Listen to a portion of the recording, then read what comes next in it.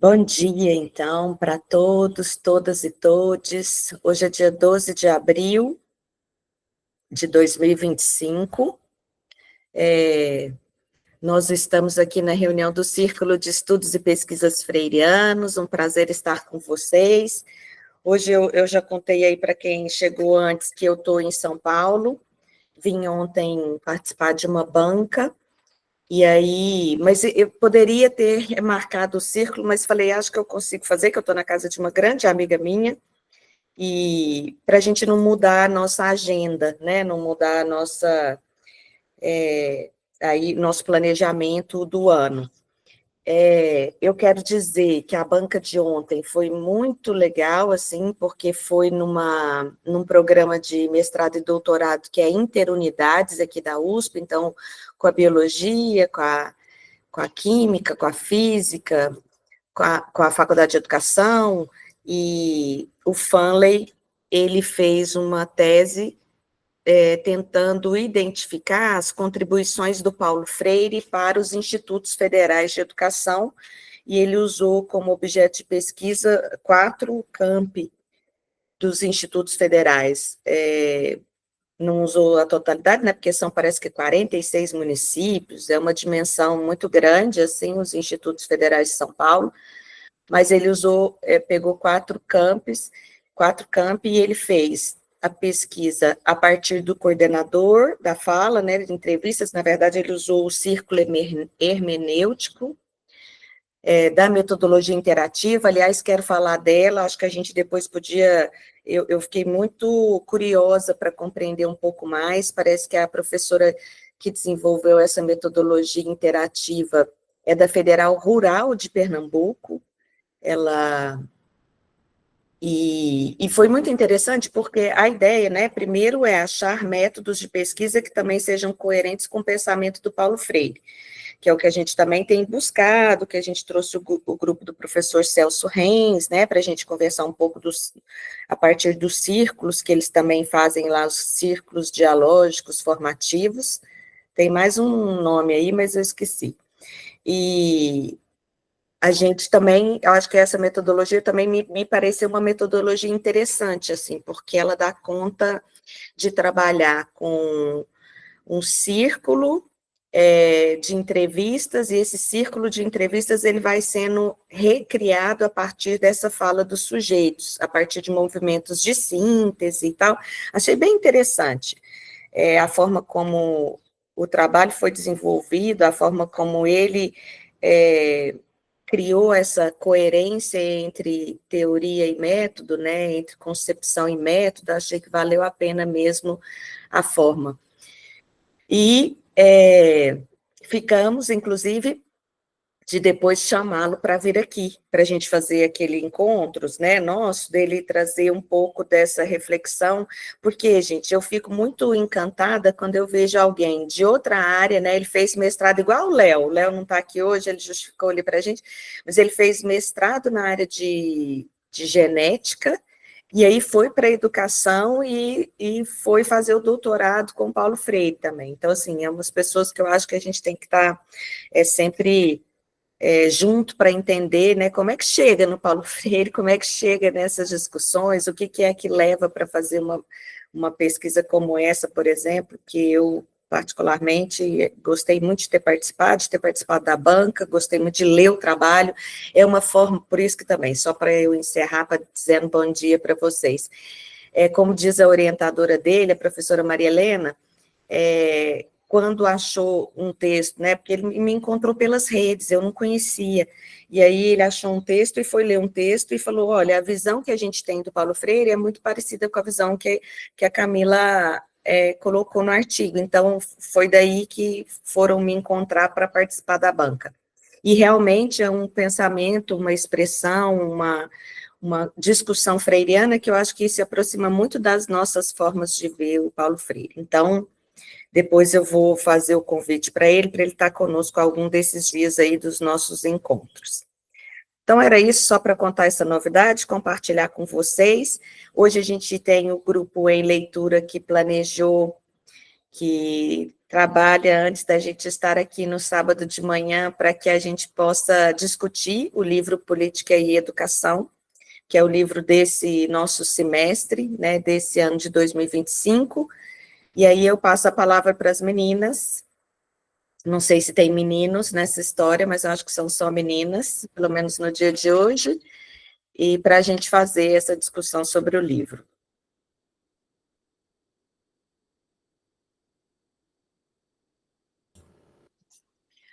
Camila, o grupo do encontro passado encerrou a fala? Porque a gente só ficou no primeiro grupo, né? Eu não sei te responder essa pergunta, não.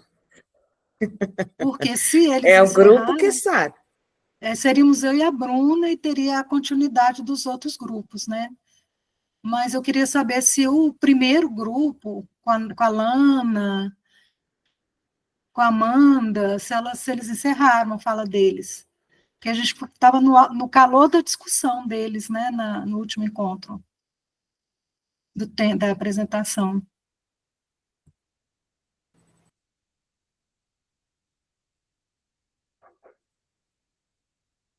Vamos ver se a Hilda ajuda a gente aí, porque eu não sei.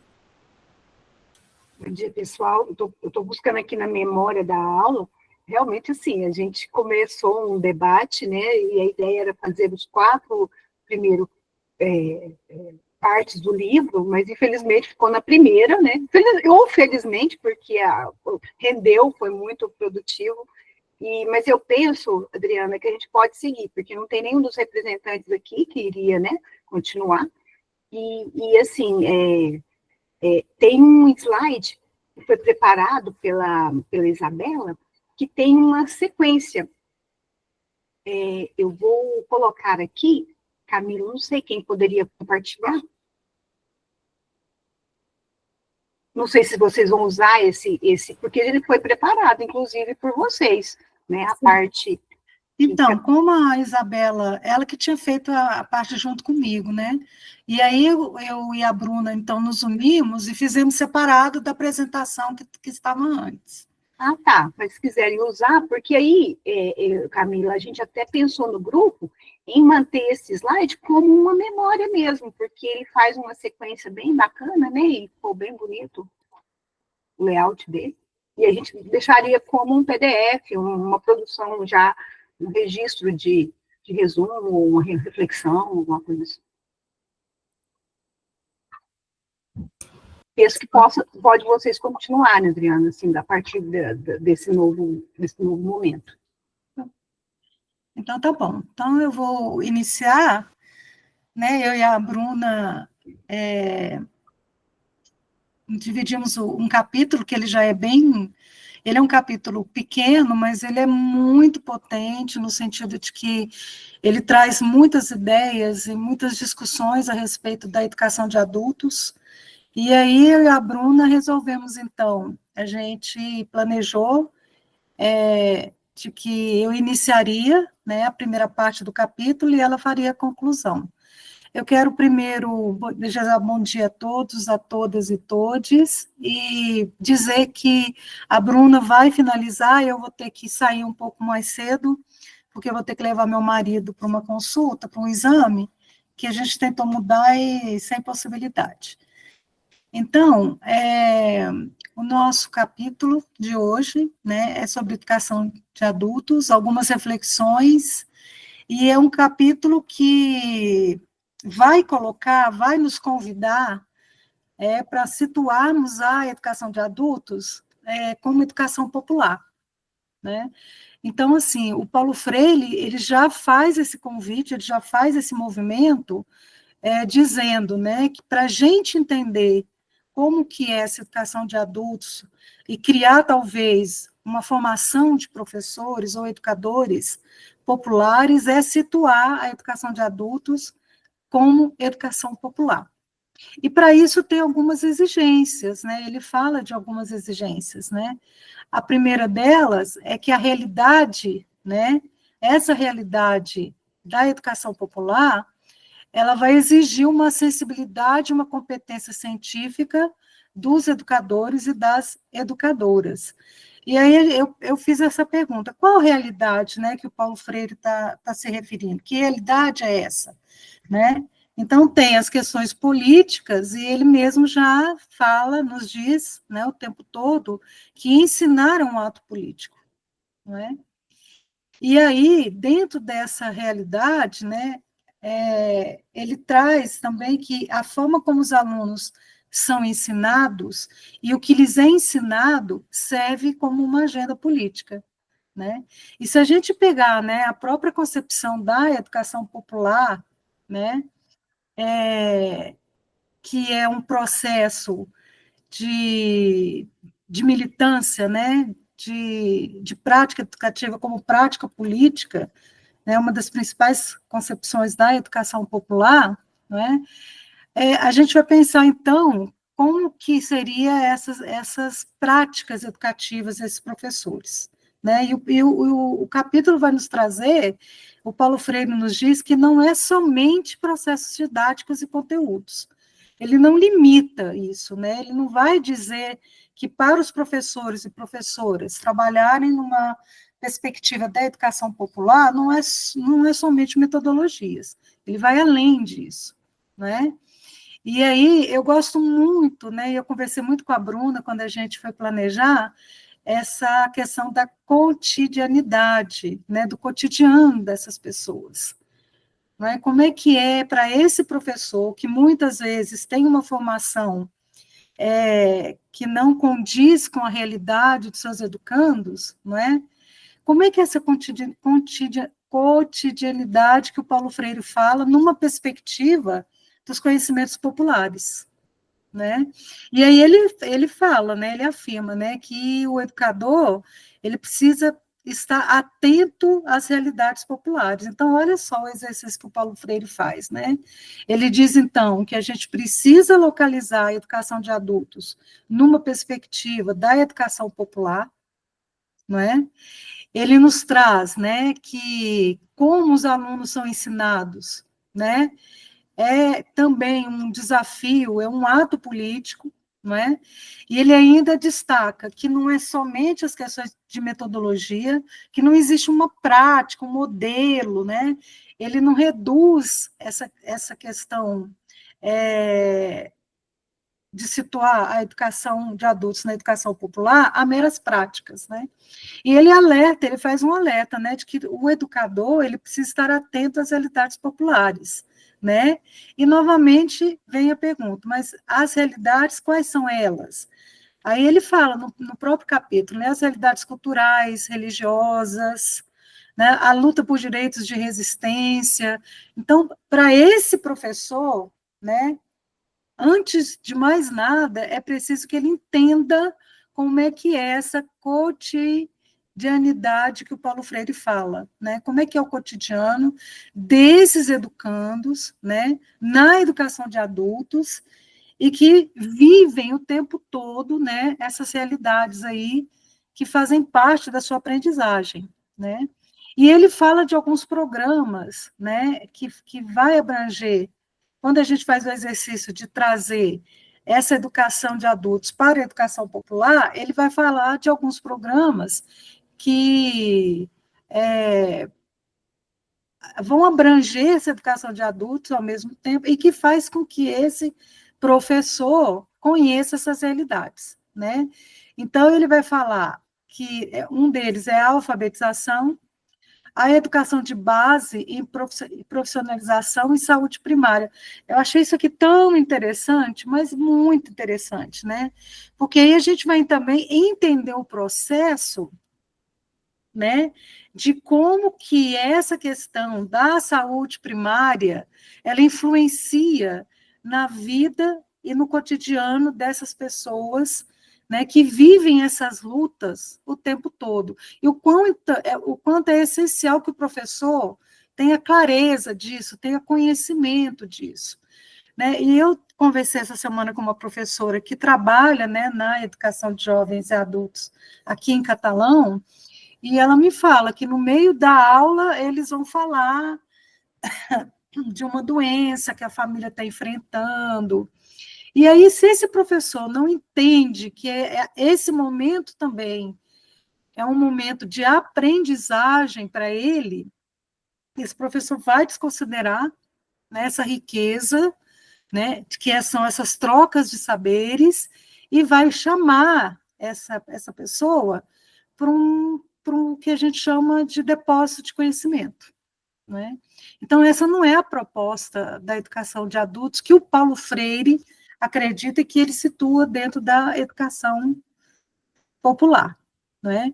E para esses processos, né, é preciso haver, então, um movimento de reflexão, né, desse educador com esses grupos populares, né, e como é que vai ser, dentro dessas trocas desses saberes, o que, de fato, esse professor, ou que ele vai chamar, né, o que a Bruna vai falar, de um educador popular, né, que vai fazer com que haja, então, realmente, o ato de aprendizagem numa concepção, né, como um ato político, não é? Uma outra exigência, né, que o Paulo Freire fala é que tanto professores quanto alunos, né, devem estar cientes das políticas que cercam a educação e o quanto a educação é afetada por essas políticas, não é? E se há essa questão de sermos afetados pelas políticas, como é que fica, então, a aprendizagem, né, desses alunos e o que realmente, efetivamente, esse educador vai priorizar para esses aprendizes, né, ou para esses educandos, né? E aí uma fala interessante, né, que é uma outra exigência, né, que é a compreensão crítica dos educadores do que vem ocorrendo na cotidianidade do meio popular. E aí a gente pensa na própria formação de professores, né? Será que isso acontece, né, nas formações de professores? Quando a gente pensa, por exemplo, nos cursos de formação de professores, em que momento há essas discussões no curso? Quando é que há essas oportunidades de discussões e de formações que vão trazer, né, para esse futuro professor a condição que ele entenda o processo de educação do adulto situada numa concepção de educação popular. O que é essa educação popular? Em que momento, em que espaços nós temos isso nos cursos de formação de professores? Né? O que nós entendemos? Qual é essa concepção de educação popular, né, que cada um de nós que estamos aqui nessa manhã temos, ou conhecemos, ou vivenciamos? Né? E aí, o Paulo Freire, ele vai, né, nessa parte, ele vai fazendo vai desenvolvendo isso de uma forma que faz com que a gente, o tempo todo, se questione, mas será que eu me considero, eu sou um educador popular? Para isso, eu preciso saber o que é essa educação popular. Quando eu situo a educação de adultos dentro de uma concepção de educação popular. Né? E aí, ele, né, essa parte, então, vai finalizar dizendo que a educação popular é, sobretudo, o processo permanente de refletir a militância.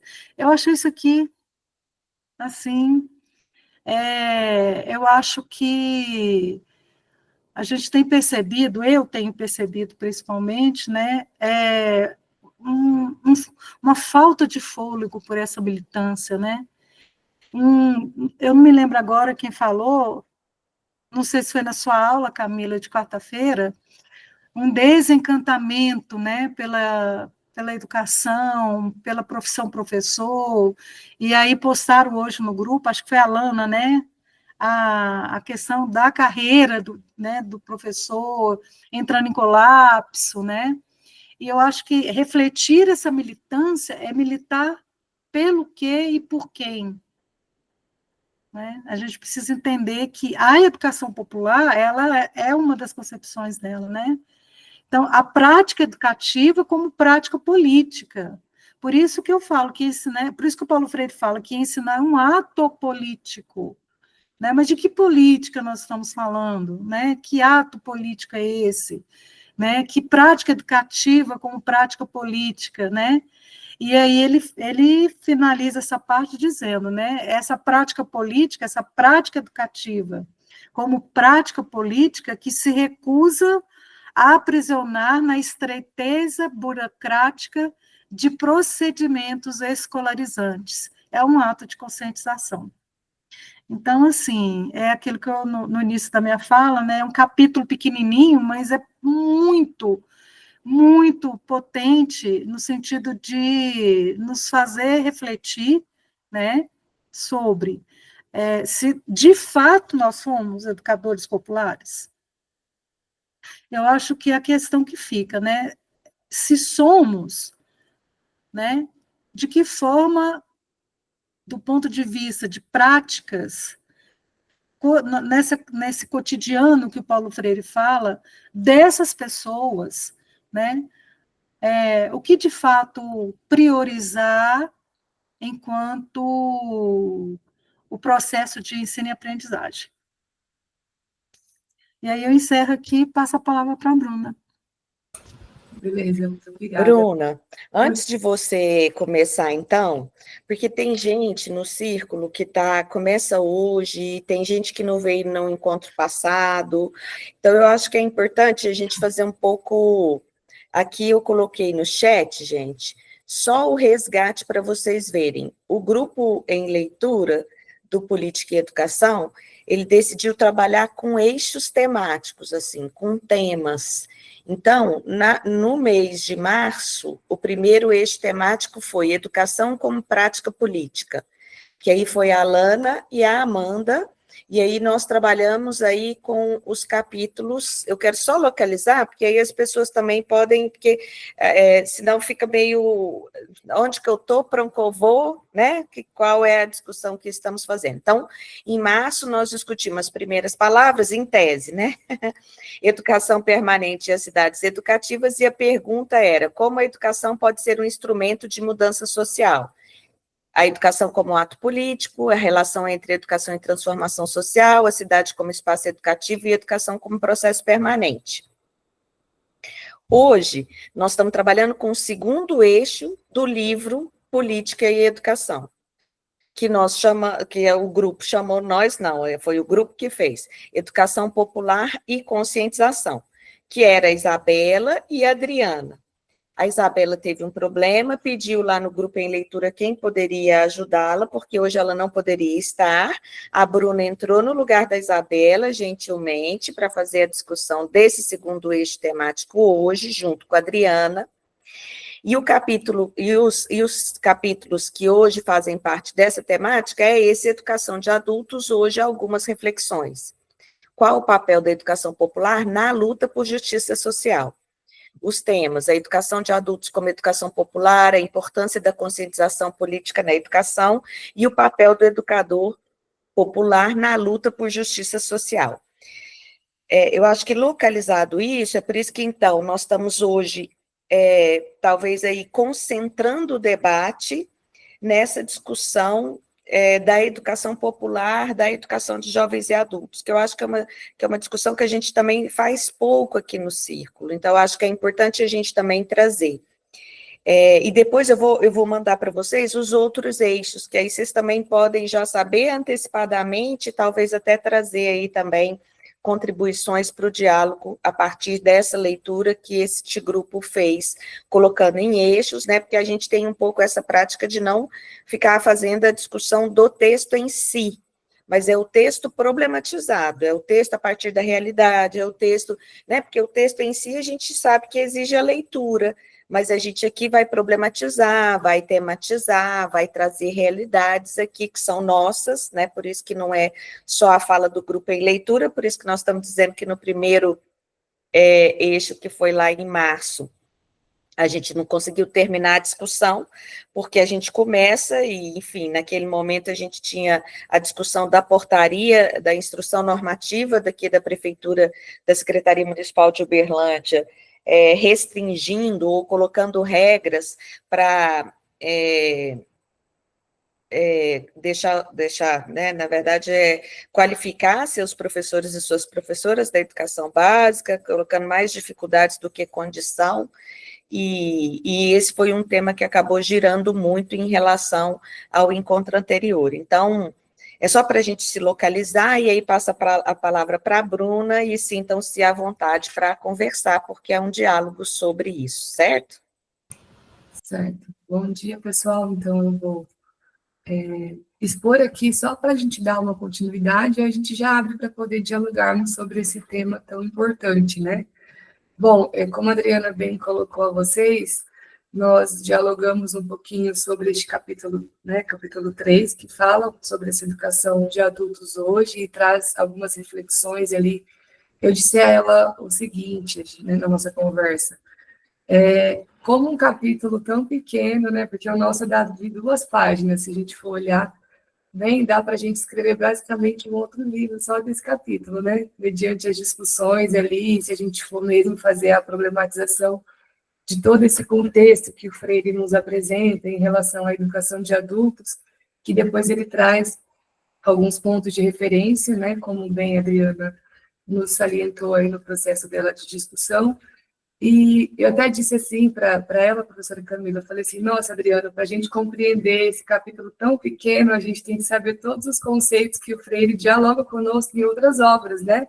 Senão a gente se perde, e não faz muito sentido quando ele vai falar ali um pouquinho da questão da realidade, né, concreta desses sujeitos, desses educandos, e aí eu tenho que fazer o meu movimento crítico, que eu acho que é isso que ele nos ensina, essa tomada de consciência.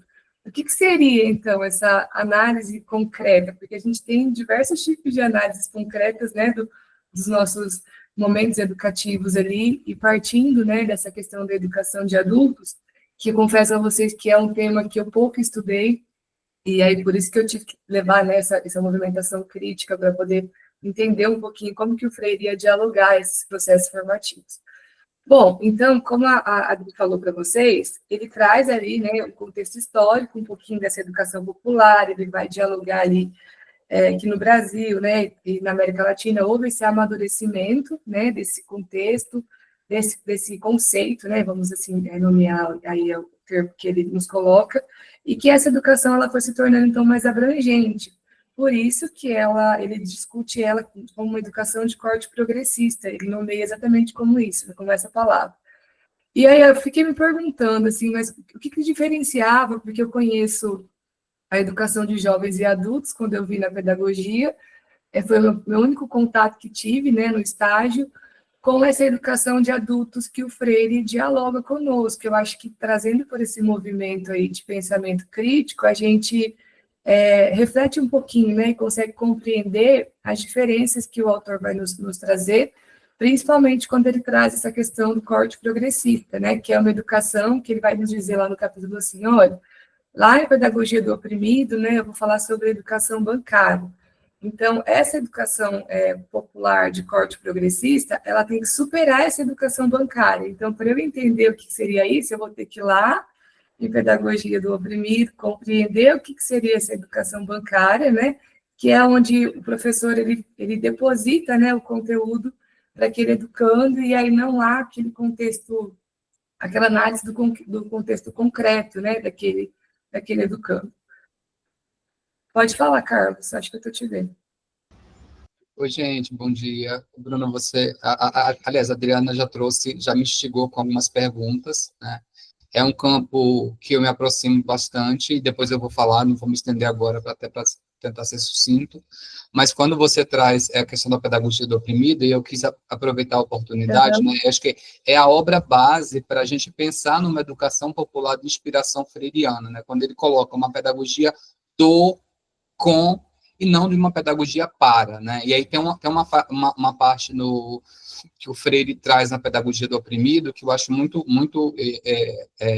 inspiradora, que ele diz justamente que a investigação do pensar do povo não pode ser feita sem o povo, mas com ele como sujeito do seu pensar, né? Que inclusive é uma frase que eu trouxe na minha dissertação de mestrado, né, de colocar o povo como partícipe, né? E eu acho que esse capítulo, ele além de nos fazer voltar um pouco, revisitar a pedagogia do oprimido, ele também nos convida a revisitar a educação como prática da liberdade, sobretudo no que se refere à questão de como ele vai trabalhar, ele com sua equipe vai trabalhar a alfabetização de adultos, né, dos recursos que vão utilizar, né, da questão das imagens, né, da questão do levantamento vocabular, desse olhar para o cotidiano. Então, assim, é uma obra convidativa, e é uma das coisas que eu gosto em Freire, é que, para alguns, ele se torna repetitivo, mas para quem começa a estudá-lo, começa a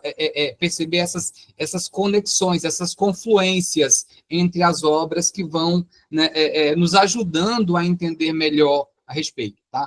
É só isso, depois eu retomo que eu quero fazer uma outra colocação. Obrigado. A gente agradece, Carlos. Milton levantou a mão, gostaria de falar? Pode ficar à vontade. Bom dia, pessoal. Meu nome é Milton, né? Estou começando no grupo aí, tive o primeiro contato com a professora Camila, e eu sou da área da História, né, e da Filosofia. Então, eu gostaria de pegar um gancho do que a professora Adriana já tinha colocado, é uma questão da temporalidade, né? E eu trabalho muito com essa questão da intertextualidade do Freire, e eu dialogo também com outros autores da filosofia. Mas a professora Adriana cita aí, né, que o texto ele fala da educação de adultos hoje, né, que hoje é esse. Eu posso pegar o texto, né, que ele apresentou lá na Escola de Belas Artes em 1959, que ele está fazendo uma crítica, né, que o Paulo Freire faz uma crítica com relação à conscientização, aos níveis de conscientização. O texto é a Educação e a Atualidade Brasileira, 1959, que ele apresenta na Escola de Belas Artes de Pernambuco, né? E não foi aprovado, mas a tese, sim, o tornando doutor em 1960. O que eu queria colocar é a transitividade, a importância. Ele estava criticando porque nas campanhas de erradicação do analfabetismo em adultos feitas anteriormente, principalmente em 1958, o que acontecia é que as professoras eram contratadas da educação infantil ou da educação, né, da idade própria, nos turnos noturnos para alfabetizar os adultos, e utilizavam-se dos mesmos materiais. Então, não trabalhava a questão da conscientização, da intransitividade da conscientização, que é o que o professor Carlos acho que vai tocar aí com mais propriedade do que eu, com toda certeza, da transitividade. Então, não existia essa preocupação da transitividade da consciência, né, do ser inconsciente, do ser intransitivo, por ser transitivo crítico. E é isso que é a grande beleza aí desse texto. Eu acho que grande importância, como ressaltou a professora Adriana, da riqueza desse texto aí. Mas eu estou ressaltando a importância histórica disso. Na realidade, foi uma contraposição textual do Paulo Freire com relação ao que estava sendo feito na época.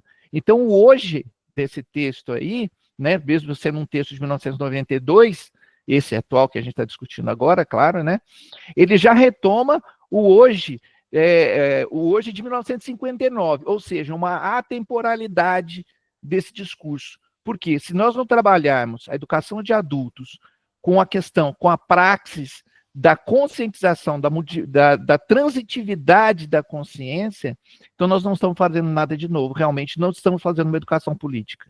Era isso que eu queria chamar a atenção só aqui. Eu acredito que o professor Carlos vai colocar isso não só na pedagogia do oprimido, mas na pedagogia da autonomia também. A gente vê essa releitura da pedagogia do oprimido aí, e com ênfase nisso que eu acabei de tentar aí ressaltar. Tá? Muito obrigado, viu, pessoal? Bom, é isso mesmo. Acredito que as colocações do Carlos em relação, né, às obras, principalmente um convite a essa, e não só essa, mas as demais também, acredito que o Freire discute bastante, e como uma obra vai trazendo, né, alguns conceitos que vai se complementando e vai trazendo um ressignificado para a atualidade. Ele até coloca, Milton, até que fiz um grifo trazendo para essa fala sua, reflexão, que ele diz assim nesse capítulo: que a educação de adultos, ela se move para a educação popular na medida em que a realidade começa a fazer algumas exigências. Então, né, a gente trazendo para a nossa realidade hoje, e ele até coloca a compreensão crítica do educador nesses tempos, né? Então, qual que é a minha necessidade, né, enquanto educador, o que eu tenho de compreensão dessa educação popular e a tomada de consciência mesmo para compreender o que aqueles, né, sujeitos, eles precisam compreender não só a partir da sua realidade, o mundo, né, mas se sentir também pertencentes a esse mundo. E atuar também nesse mundo de maneira consciente, que é o que ele vai nos representar aí nos seus escritos. Bom, então ele vai falar ali para a gente a respeito da prática educativa, que é uma prática política, né? A Adriana falou sobre esse sentido político, né, da palavra, que é uma ação política no seu sentido conceitual mesmo, né? Do compromisso, da ética, nesse processo educativo e formativo com esses sujeitos. E é um ensino, então, possibilitador de conscientização, que é aquela tomada de consciência, né, que aí ele vai fazer, amarrando, né, um diálogo ao outro, ele vai partir da leitura de mundo mesmo, que o educador precisa, né, ter a preocupação, né, da leitura crítica, né, do mundo, daqueles sujeitos que estão em processo ali de alfabetização, e que aquela realidade, ela é pertencente, né, à identidade cultural daquele sujeito, e ela precisa ser levada em consideração no processo formativo dele, para que esse processo formativo, ele se concretize mesmo e traga, então, esse aprendizado, né. Bom, aí, até colocamos ali, né, Adriane, preocupada seriamente com a leitura crítica do mundo, não importa que as pessoas não façam ainda a leitura da palavra, porque essa leitura de mundo, né, ela se faz necessária para depois ler a palavra, né? Precisa ter o sentido do conceito mesmo ali em si, das questões no mundo. Bom, a análise da realidade também a gente trouxe, que é uma superação do saber, do senso comum por um saber mais crítico, que parte, então, dessa realidade mesmo, né? A gente chama de novo para essa tomada de consciência da realidade, daquele contexto daquele sujeito, porque daí que ele discute depois, né, lá em outras obras, essa tomada de consciência, né, para que o conhecimento científico ele de fato se efetive. Bom, um processo permanente, então, né, não se aprisiona, né, e nem se estreita em procedimentos escolarizantes, como a Adriano também já explicou ali, né, ela não vai partir só do professor trazendo, né, a explicação e eu só assumindo aquele conhecimento sem partir também da minha realidade, daquilo que eu sei e daquilo que eu posso contribuir para o meu processo formativo humano. E o educando também enquanto sujeito cognoscente, né, que é de busca constante, em constante aprendizado, que o aprendizado ele não se limita, como o Milton colocou e o Carlos trouxe também, a gente analisando as obras de Freire para a realidade hoje, já é um processo de aprendizagem, né? A gente faz essa reflexão, aprendendo sobre os tempos atuais e problematizando como que eu posso aplicar, por exemplo, os escritos do Freire para os tempos de hoje que nós vivemos. Então, acredito que quando ele nos convida a fazer, né, essa reflexão do sujeito como um sujeito cognoscente, não só o aluno, né, mas o sujeito que está lá na educação de adultos, mas o professor também precisa ter essa tomada de consciência e se entender como sujeito cognoscente, de conhecer a realidade, né, igual a Adriana colocou, como que o professor vai compreender, né, o educador vai compreender a realidade daqueles sujeitos para poder ensiná-los o que eles precisam. Então, eu preciso ter a compreensão daquilo, né, da importância dessa realidade para eu agir sobre ela, mas não sozinho, porque é uma troca, esse processo todo. E essa questão da troca parte do respeito mesmo, que é o respeito pela identidade cultural dos educandos e os seus meios e anseios.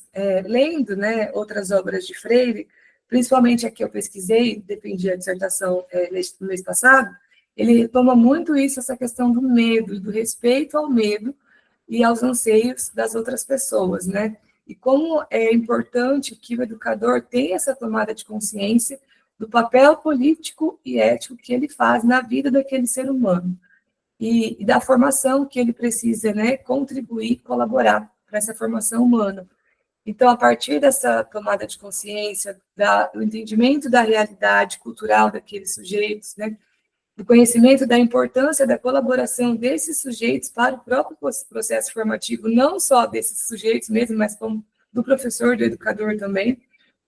E a partir disso, então, vem-se o respeito, né, a superação de alguns medos, ou pelo menos para aprender a lidar com esses medos, como o Freire coloca em outras obras, talvez, né, não vai haver uma superação do medo, mas vai haver um jeito de lidar com aquele medo, né, e caminhar com ele para que ele não te impeça de evoluir como ser humano.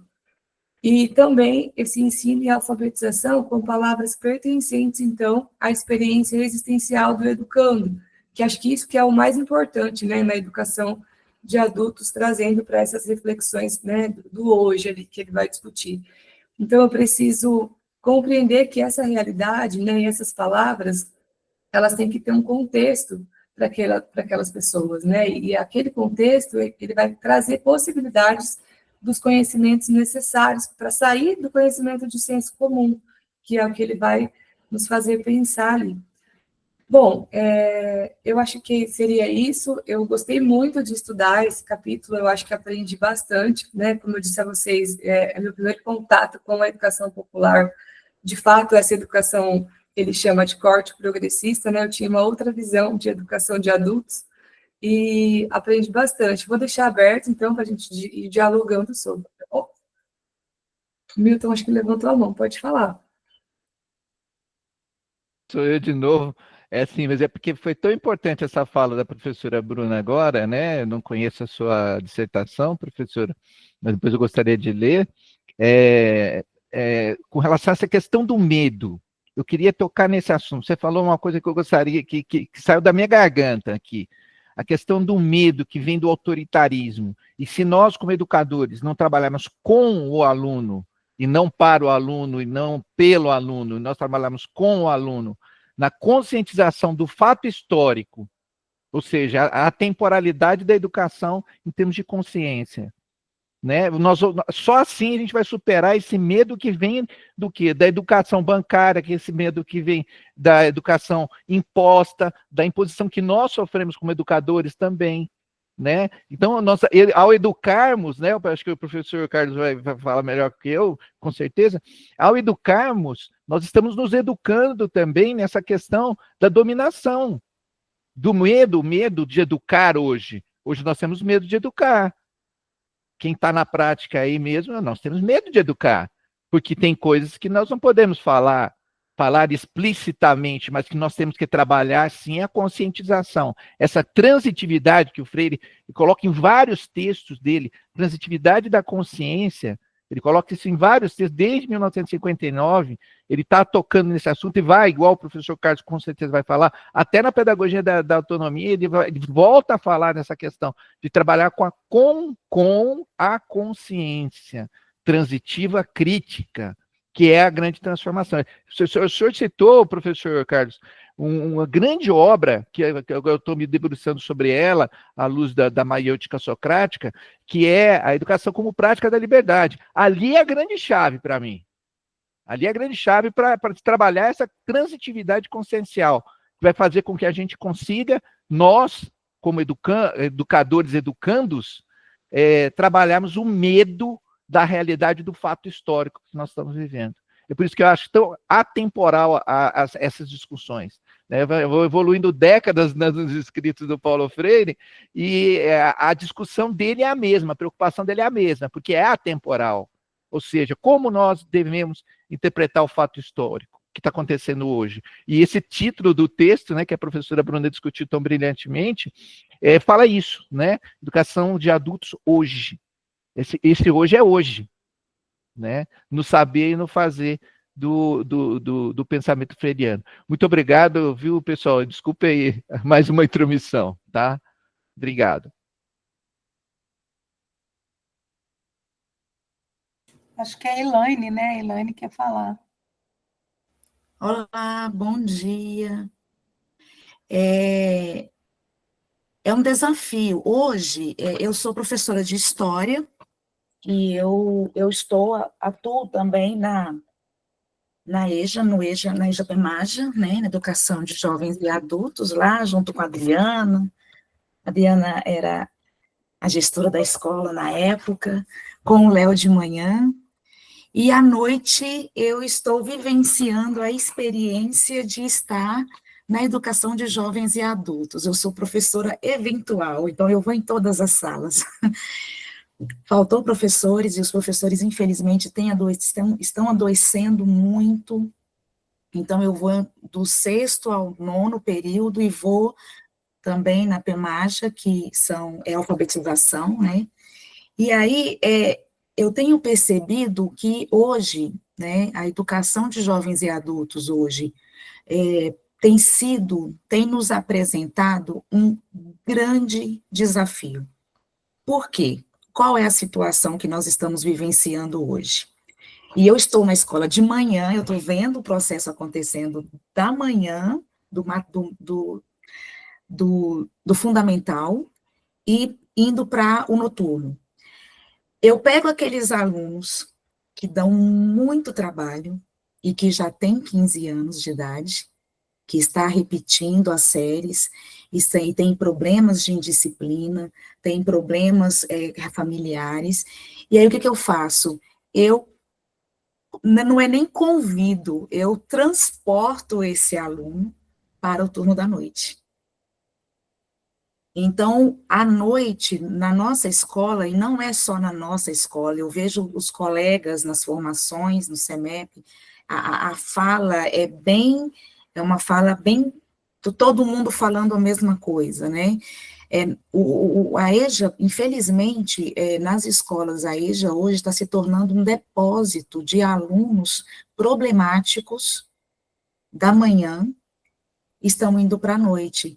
Então, a gente tem hoje um grupo extremamente imaturo, que chega na sala de aula, encontra pessoas adultas, que estão ali porque não conseguiram estudar, né, estão ali buscando retornar aos estudos, e esses alunos atrapalham tanto os professores como os que estão ali, que são adultos, que já têm uma maturidade, corre com muitos desses adultos, que são ótimos alunos, e fica lá acabando com a nossa raça à noite. Porque nós estamos com algumas turmas, né, nós temos um 8º período que é bendito, a gente fala, gente, a gente reza todos os dias para esses meninos, que eles são extremamente imaturos, eles estão ali e trabalham o dia inteiro, chegam extremamente cansados, mas com energia suficiente para detonar com a turma. E o desafio está aí, porque a gente precisa encontrar as estratégias para trabalhar, né, no sentido ali freiriano, para seduzir esse aluno, para ele entender a realidade que ele se encontra agora, que é uma realidade aí que já não é mais uma criança, é um adolescente que já está no mercado de trabalho, para ver se tem essa maturação aí, para ele entender que ele já está inserido no mercado de trabalho, que é um mercado que é uma realidade de luta, mas a gente precisa vencer essa falta de maturidade, né, porque eles brincam, eles gritam, e assim, e por mais que o professor, ele traga, os professores lá eu vejo que tem buscado trazer estratégias e propostas bem interessantes, é um grande desafio. No PEMAJA, que são pessoas idosas, pessoas mais velhas, é um palco. Eu consigo perceber ali plenamente a possibilidade, e a professora ela é uma linda, que ela faz, ela traz aí, trabalha na perspectiva freiriana. Então, eu consigo perceber, diferente do que o professor Milton falou aí, eu consigo perceber claramente ela fazendo não traz o que ela trabalha com os meninos do EMEI dela, que ela trabalha com as crianças, a alfabetização, mas ela traz a realidade, a cotidianidade desses alunos, então, o mercado de trabalho, as coisas que eles, a realidade que eles estão inseridos para fazer a alfabetização, né? Mas trazer a realidade de um mercado de trabalho, a realidade de um adolescente que já está, né, em passagem para a idade adulta, mas que ainda é muito imaturo, está sendo um grande desafio. E aí os professores estão adoecendo, os professores estão desanimando, alguns desistindo, porque chega lá e afasta, espanta os professores, os alunos, os estudantes que querem, que já são mais velhos. Então, hoje nós estamos com esse grande desafio na EJAPMAGE, à noite. E aí, a pergunta que eu sempre me coloco, porque eu estou estudando o Paulo Freire, estou fazendo um mestrado agora, é como que a gente vai conseguir, né, aí fala assim, análise da realidade, né? Como que a gente vai conseguir fazer essa superação do senso comum aí, por um saber mais crítico nessa realidade que nós estamos tendo hoje na EJA, pelo menos na minha escola. Eu acredito que, basicamente, na grande maioria das escolas. É isso. É uma provocação, porque é um grande desafio que nós estamos tendo lá na escola.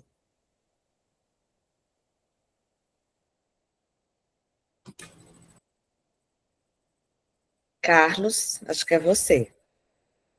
Gente, primeiro quero parabenizar, né, a Adriana e a Bruna pela excelente explanação.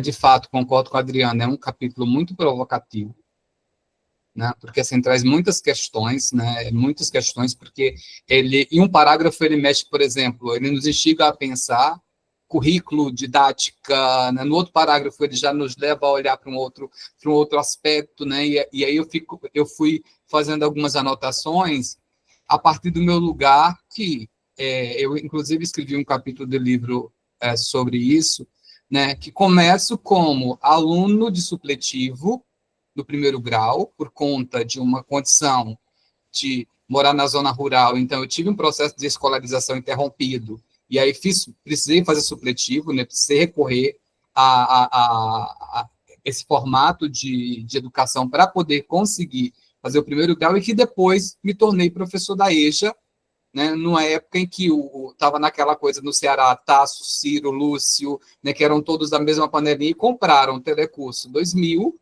implantaram o Telecurso 2000 como forma de educação de jovens e adultos, né, do chamado tempo de avançar. Era o TAM, o tempo de avançar médio, e o TAF, tempo de avançar fundamental, mediado pelas videoaulas da Fundação Roberto Marinho, que é uma grande contradição. Eu não vou nem entrar nesse detalhe, porque aí seria uma outra conversa bem mais ampla, mas é para a gente pensar que já existia a pacotização, né, Bruna, lá da professora Cíntia, já no início dos anos 2000.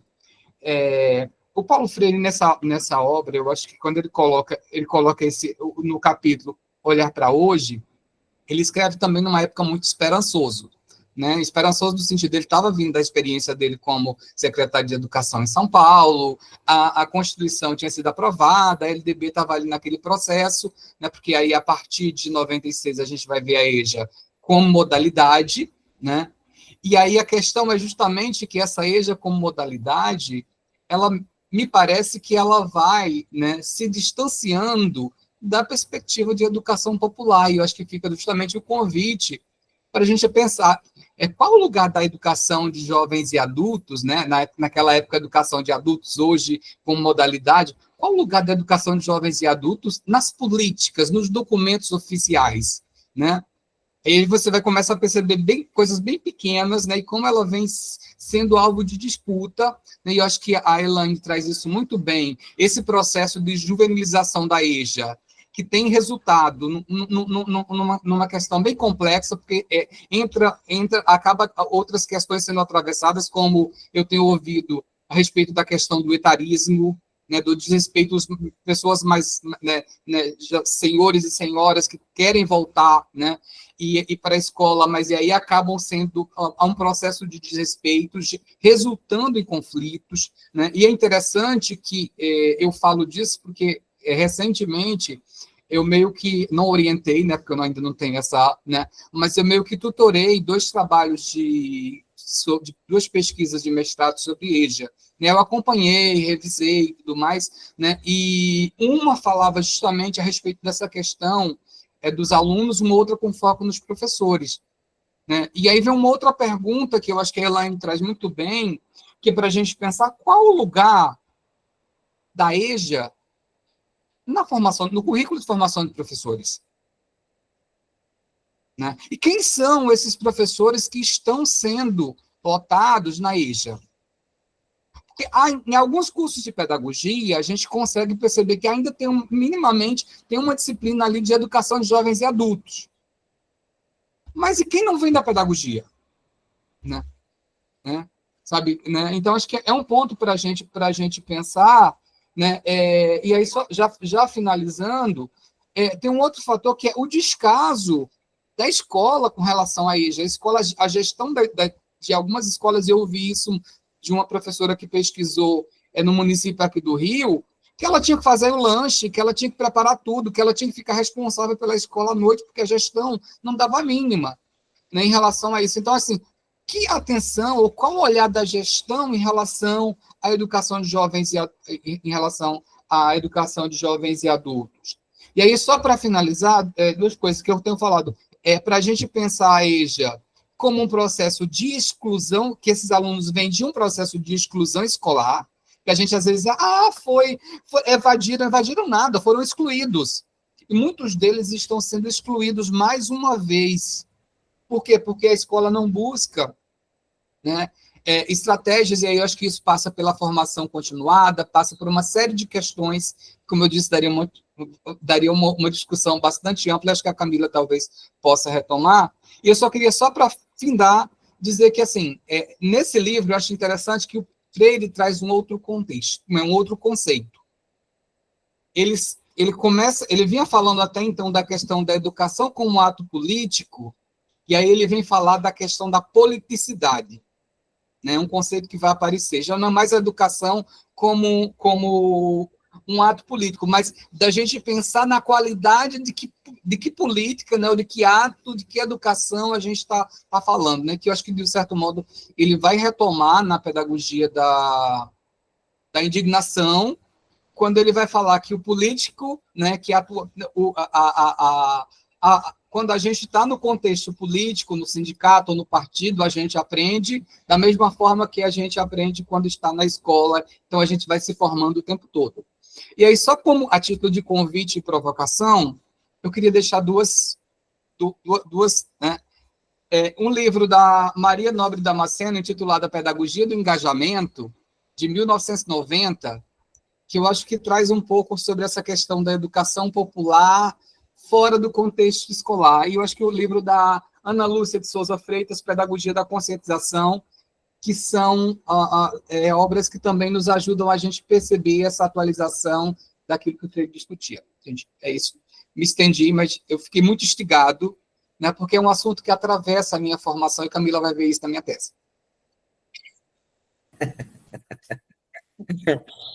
Silvia, você quer falar antes? Eu quero, Camila. Deixa eu abrir a câmera aqui. Cara, horrível, né? Mas fazer o quê? Sábado de manhã. Vinícius, que bom que você está por aí, hein? Tava com saudade de você, tá? E você vai entender o que eu estou falando, porque aí eu trago a realidade aqui para São Paulo, e fui instigada pelo Carlos também, pela professora anterior, que eu não decorei os nomes todos ainda, né? Que o pessoal vem muito, tá? Bom, essa realidade que a professora colocou vem desde o início dos anos 2000, da exclusão dos alunos da manhã, que são problemáticos, que vão para a noite, e, enfim, se juntam com os mais velhos e tocam o terror na sala de aula. Isso é uma realidade bem, né, que perpassou por mim, que já estou fora da sala de aula há 18 anos, imagina, né, que é a mesma, pelo jeito, né. E aqui em São Paulo, aqui está um pouco pior. Acho que não, deve ser a realidade também de vocês. É um programa de governo. Primeiro, tá, a extinção da EJA. Tá? Eles estão usando de motivo da escola de tempo integral para fechamento das escolas do noturno, aqui em São Paulo.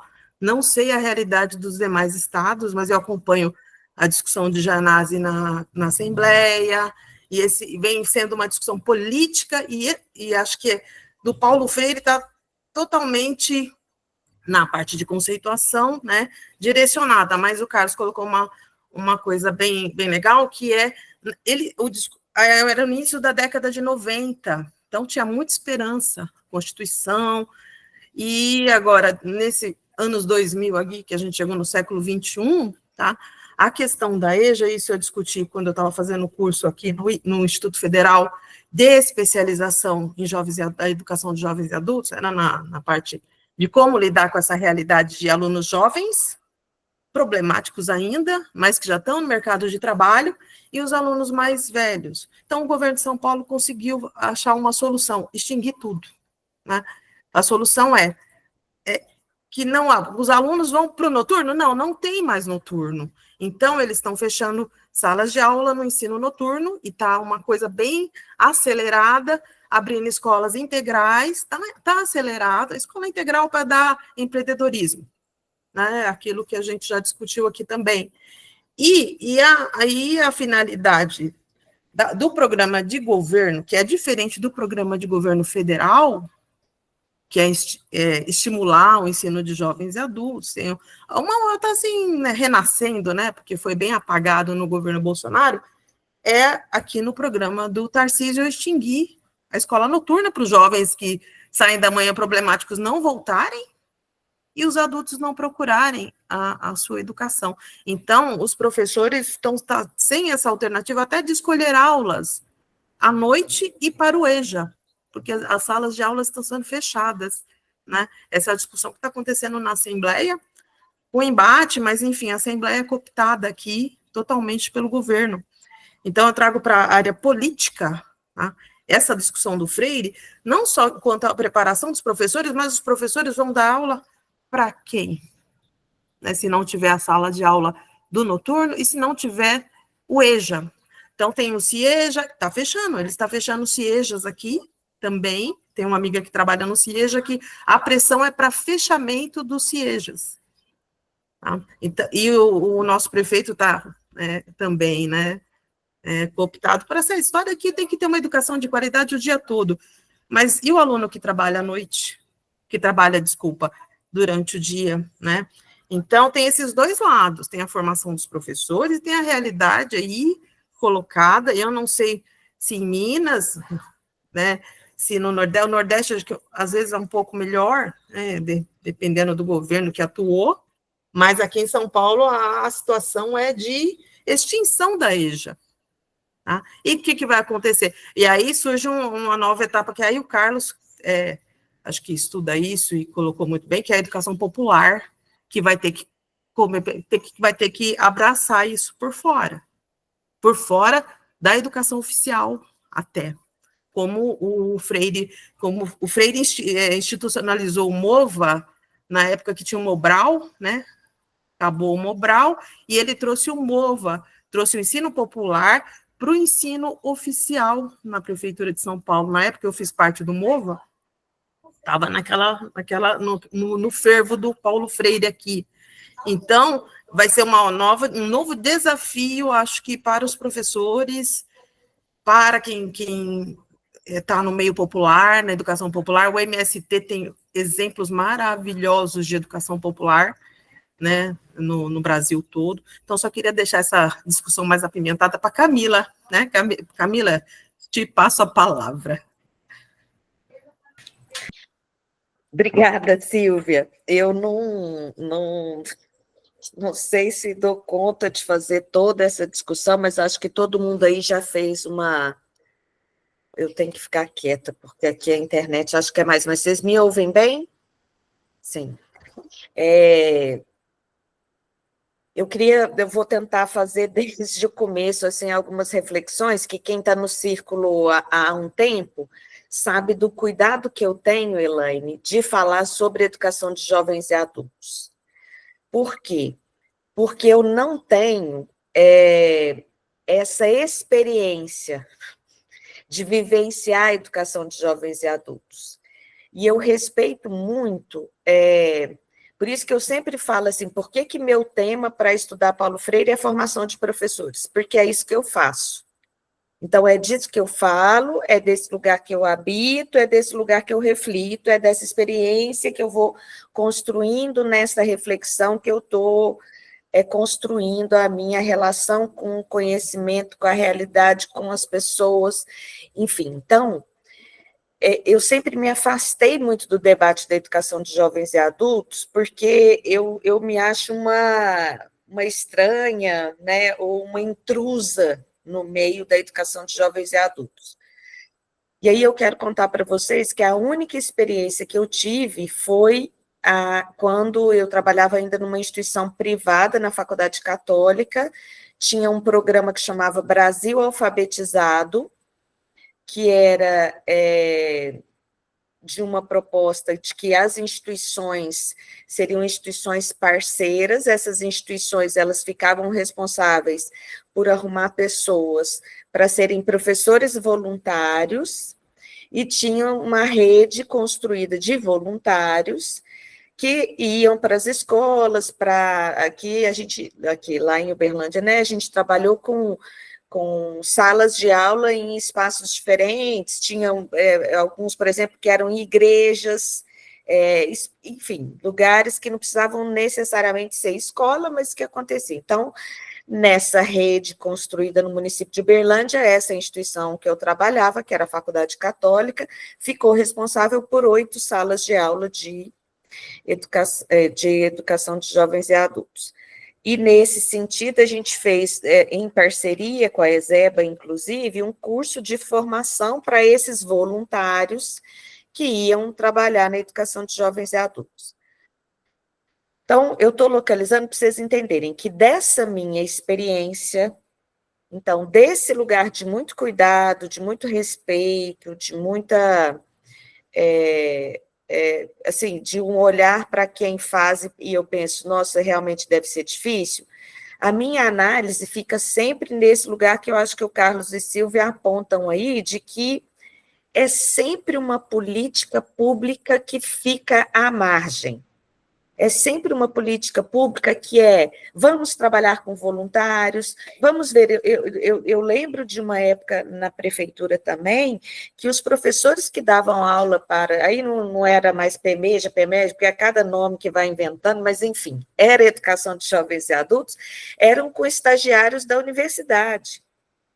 E gente, o que eu estou querendo dizer é o seguinte, não dá para você querer resolver uma questão educacional colocando paliativos ou colocando uma forma organizacional que você não dá centralidade nem você dá importância. Porque é essa a minha visão das políticas públicas em relação à alfabetização, ao processo de educação de jovens e adultos. Já perderam seu tempo. Então, nós vamos fazer um puxadinho ali e ver como é que a gente vai lidar com ele. Então, eu acho que essa análise que eu faço das políticas públicas, elas impactam, eu acho que aí sim, quem é o professor e a professora da educação de jovens e adultos, como é feita essa formação, e aí, mais uma vez, eu vou falar do curso de pedagogia que eu estou, né, dando aula como professora e que atualmente estou na coordenação. Então, é um curso de pedagogia de 3.530 horas, e tem uma disciplina de metodologia da educação de jovens e adultos.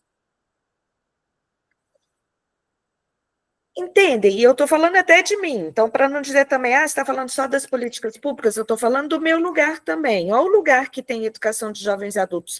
Um componente curricular com 60 horas. Na pedagogia, que a gente ainda acha uma vantagem que pelo menos tem a disciplina, né, Carlos?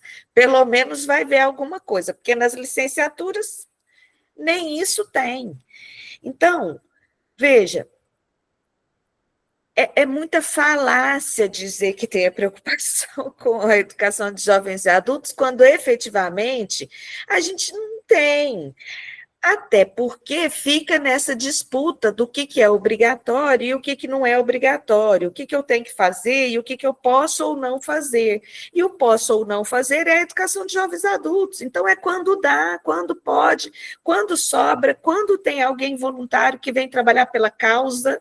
Não pode ser assim uma política realmente que entenda as necessidades, as especificidades, o professor não pode ser aquele que quer complementar sua carga horária, tem que ter um cuidado com a educação de jovens e adultos, que eu não vejo esse cuidado, nem em termos de política, nem em termos de formação, nem em termos de valorização. Então, é difícil mesmo falar desse lugar quando é esse o cenário que a gente tem. Mas vamos lá, ainda estamos nessa realidade que quando você coloca, então, de que existe, né, existe, e aqui também tem que dizer, né, no município de Uberlândia, por exemplo, eu acho que nós ainda temos uma questão, assim, de um atraso também nas próprias concepções da educação de jovens e adultos, na fundamentação teórica, nas nossas diretrizes curriculares para a educação de jovens e adultos, porque tem alguns lugares que eu vejo que, pelo menos na concepção, eles já têm um caminho que eu acho mais, talvez aí, mais adequado às especificidades da educação de jovens e adultos. Quando a gente quer trabalhar com a educação de jovens e adultos na mesma lógica do ensino regular, não dá certo. Não dá, a gente não pode trabalhar com a mesma lógica conteudista com a educação de jovens e adultos. E aí, gente, eu chego num ponto que eu queria discutir com vocês, que é aquilo que o Paulo Freire falava, e que muita gente entende ou traduziu de forma diferente. Esse capítulo que Adriana e Bruna trouxeram hoje fala disso, que é da questão do conteúdo, né? Porque alguns fazem a crítica ao Paulo Freire, dizendo que o Paulo Freire não tinha preocupação com o conteúdo, que para ele era o processo um pouco de militarização ou conscientização, deixando o conteúdo ou o conhecimento um pouco à margem, ou seja, um pouco menos importante, né? Estou chamando de importâncias aí, então eu vou chamar de menos importante. E que eu discordo, né? Eu não concordo com essa leitura freiriana disso, e eu queria ler uma frase aqui, que é do Paulo Freire, neste capítulo que as meninas estão, que eu acho que ajuda a gente a pensar isso. Eu não vou ler o começo, agora eu estou sem, espera aí, mas é na página 16, da minha versão, mas eu acho que foi a versão que eu mandei para vocês. Lidando com o processo de conhecer, a prática educativa é tão interessada em possibilitar o ensino de conteúdos às pessoas, quanto em sua conscientização.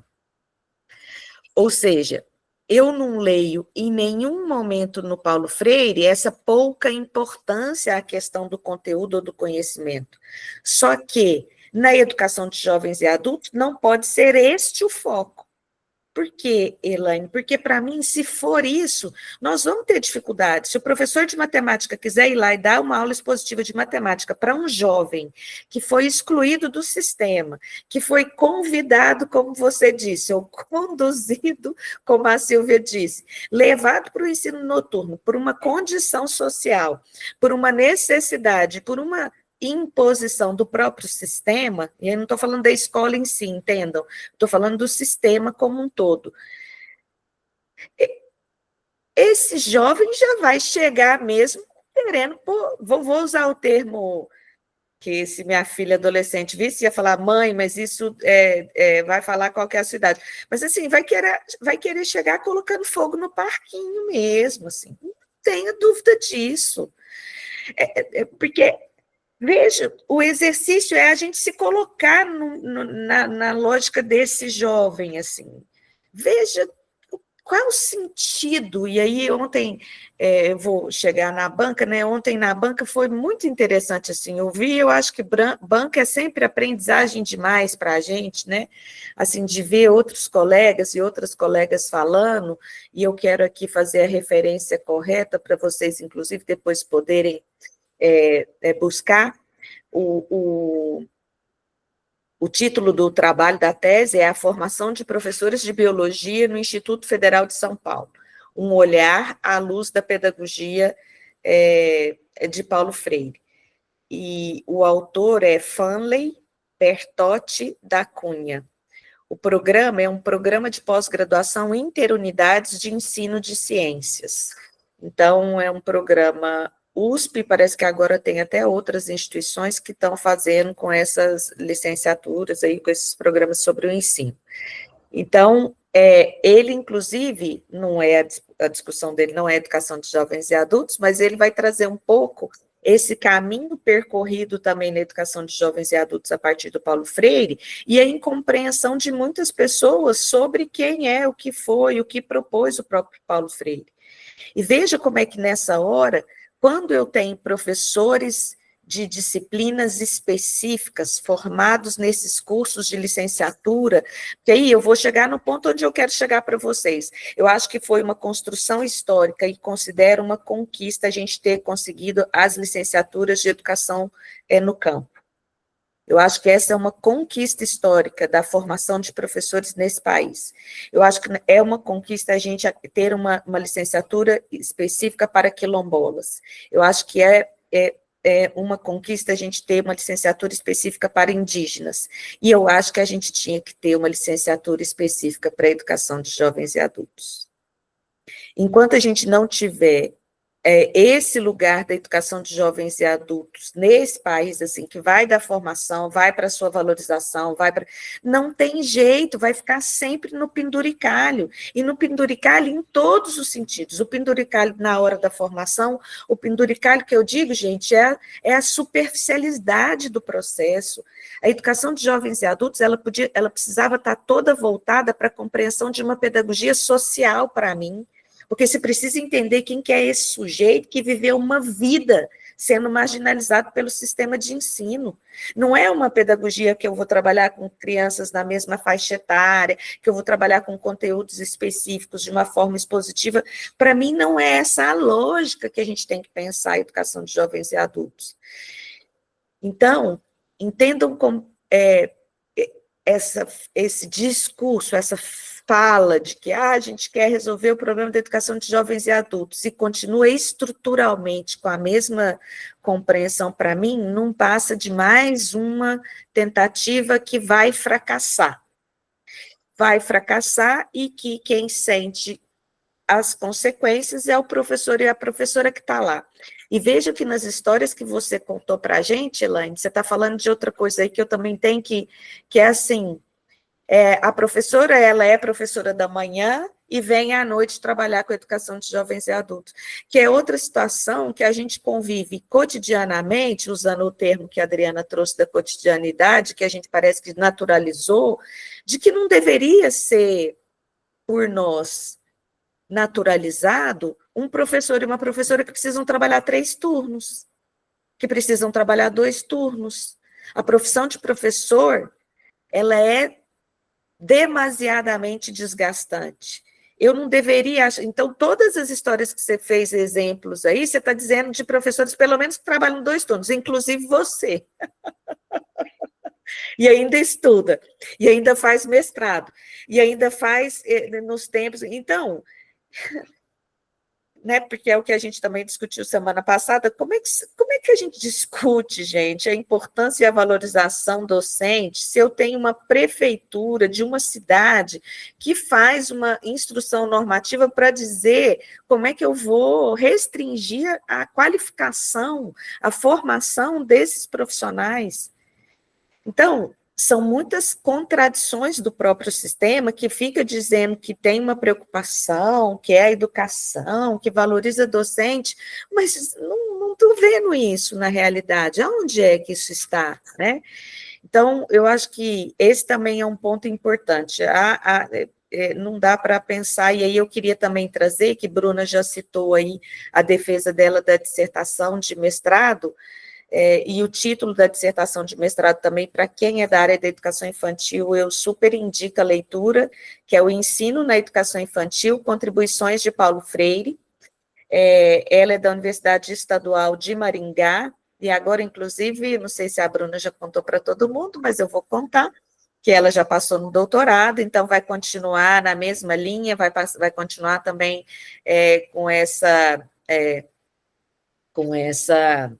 pesquisa na área e nas contribuições do Paulo Freire. E aí eu juro que eu queria falar algumas coisas para vocês, até de ontem, que eu fiquei pensando, eu tenho que compartilhar isso no círculo. Então, vejam, eu li a frase do Paulo Freire, para ninguém falar, de onde você está inventando, você está interpretando? Não, eu estou lendo o que ele disse. Ele disse que ele não está abrindo mão do conteúdo, ele disse, o conteúdo tem que vir junto com o processo de conscientização. É isso que... para pensar a partir daí, eu não posso ter um curso conteudista, porque eu não vou dar conta de trabalhar com essa realidade da educação de jovens e adultos. Eu tenho que ter uma amplitude nessa compreensão de quem é esse sujeito, para que eu possa trabalhar com ele. E aí, por isso que foi muito criticado, porque, por exemplo, Elaine, eu penso que vai ter um dia na aula de matemática que tem que parar para discutir algumas questões que estão ali presentes naquela sala de aula, com esses jovens aí que você diz que são os benditos, né? Por quê? Porque, e veja que a gente também tem uma limitação de qual é a nossa possibilidade de construção de um inédito viável de pessoas que vêm com tantas marcas. Eu não sei qual é a possibilidade concreta, eu acho que a gente tem que continuar na esperança, na possibilidade de construção desses inéditos, mas eu não acho simples, eu não acho fácil, porque tem todo um contexto aí de compreensão de quem é esse sujeito, entende? Então, para mim, todo mundo que trabalha com educação de jovens e adultos tinha que ter uma formação nessa questão de quem são eles? A apreensão dessa realidade é isso. Eu não posso lidar com esse jovem como eu lido com um jovem que está lá no turno da manhã. É outra forma, é outra linguagem, é outro contexto, é outra realidade, é outro tudo. E é outra compreensão desse conteúdo, porque eu não vou deixar o conteúdo de lado, mas ele não vai me ditar a regra. É essa mudança que eu acho que faz parte de um processo de compreensão disso. E aí, eu juro que para encerrar e para escutar mais aí, que eu já vi que tem mãos levantadas, mas em relação a uma coisa que eu também percebi ontem, e teve um colega lá que estava na banca, acho que vocês devem conhecer, o Daniel Cara, que é o coordenador geral da campanha Campanha Nacional pelo Direito à Educação, né? Ele é professor da USP também, da Faculdade de Educação, e ele estava na banca. E ele disse, e concordou comigo, porque existe hoje, não sei se, bom, ele concordou, vamos ver se vocês vão concordar, né? Existe hoje, especialmente depois do centenário, quando o Saviani faz aquela carta dizendo que ele não enxergou algumas coisas do Paulo Freire, vocês lembram? Nós já compartilhamos a carta aqui entre nós. Existe muita gente querendo fazer uma aproximação entre a pedagogia, então, histórico-crítica, né, ou crítico-social dos conteúdos, e vou chamar de pedagogia freiriana, ou a educação libertadora, ou a teoria crítica freiriana, alguma coisa nesse sentido. Isso sempre me incomodou muito, assim, porque acho que tem muitas diferenças, né? E as críticas, por exemplo, as críticas deles em relação ao Paulo Freire sempre estavam muito centradas nessa questão do conteúdo, mas isso sempre foi para mim uma questão, mas eu nunca elaborei muito bem sobre isso, nem escrevi, talvez agora vai escrever, mas essa banca de ontem, ela também me trouxe a clareza, e aí eu também vou pegar o trechinho aqui para vocês verem e entenderem a minha fala, e que foi uma coisa que eu problematizei lá com o Fanley, inclusive, é que na página, lá, numa das páginas iniciais, acho que talvez ele ainda se apresentando ali na sua tese, ele cita o Saviani. E aí, na citação do Saviani, eu vou colocar entre aspas, o Saviani diz assim: a escola diz respeito ao conhecimento elaborado, e não ao conhecimento espontâneo, ao saber sistematizado, e não ao saber fragmentado, a cultura erudita, e não a cultura popular. Tudo bem que é uma citação do Saviani lá de 2001, eu sei que ele já fez uma revisão de algumas coisas, mas vejam, a hora que você lê esse Saviani, ele se aproxima do Paulo Freire? Não, gente, não se aproxima. Então, nós temos que ter, e isso não é bom ou ruim, entendam, só é diferente. Eu, para dizer que é diferente, eu não preciso atacar o outro, eu só posso dizer, é diferente, porque para o Paulo Freire, a cultura popular é o ponto de referência. Como é que eu posso dizer que ela vai ser desprezada pela escola? Então, nós estamos falando de escolas diferentes. O Paulo Freire não defende a mesma escola do Demerval Saviani. O Paulo Freire não defende a mesma escola que está nesse ideário de que uma coisa é contraposição da outra. Então, eu acho que esclarecer isso entre nós é uma questão importante, porque é aquilo que eu venho insistindo com vocês. A gente ainda tem uma resistência em relação ao Paulo Freire, né? A Bruna, que está aqui na defesa, não me deixa mentir, assim, de que ela foi corajosa. O Fanley também, para mim, foi corajoso, por isso que ontem até o Daniel Cara falou isso para ele. Você tem muita coragem, porque você falar do Instituto Paulo Freire, do Instituto Federal de São Paulo, a partir do Paulo Freire, é corajoso, assim como pegar uma dissertação de mestrado, que a fundamentação da Bruna foi do Paulo Freire do começo ao fim, com alguns diálogos com as pessoas de outras áreas que ela queria dizer sobre algumas questões específicas. Mas a gente ainda tem muita visão de que o Paulo Freire não dá conta de sustentar epistemologicamente as nossas dissertações ou as nossas teses.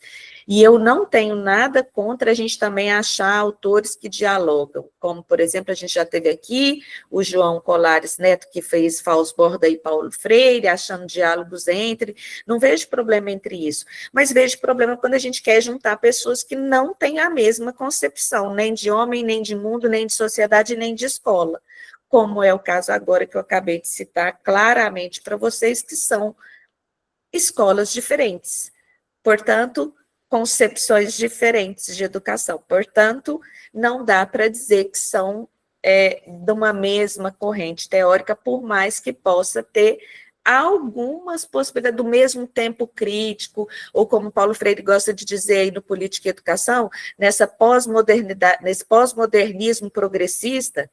Esse é um termo que eu falo para ele, né, na turma que eu fui trabalhar com esse termo, eu falei, eu queria muito que ele voltasse e me explicasse esse termo dele, pós-modernismo progressista.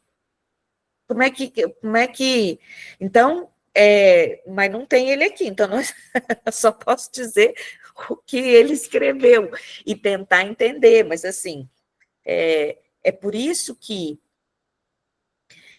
tentar juntar gentes que tenham visões diferentes, e eu posso até fazer, desde que seja para fazer o contraditório, seja para mudar, mas eu acho que a gente tem que sempre ter a clareza de que como é que essas concepções estão pensando em sujeitos diferentes, e portanto, e aí juro que é para encerrar, Elaine, mas aí eu acho que é isso, né?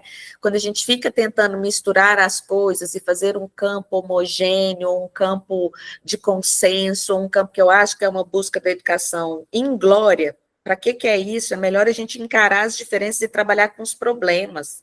Não é tentando harmonizar que a gente vai conseguir chegar em algum lugar. É nas diferenças, para mim, que nós vamos chegar em algum lugar.